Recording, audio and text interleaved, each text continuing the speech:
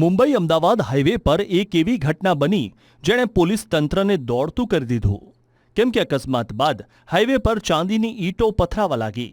આ વાત છે વલસાડ જિલ્લાની હદ નજીક આવેલા મહારાષ્ટ્રના ચારોટી ફ્લાયઓવર બ્રિજની, જ્યાં 600 કિલો ચાંદીની ઈંટો ભરેલી એક કાર્ગો વાન પલટી ગઈ.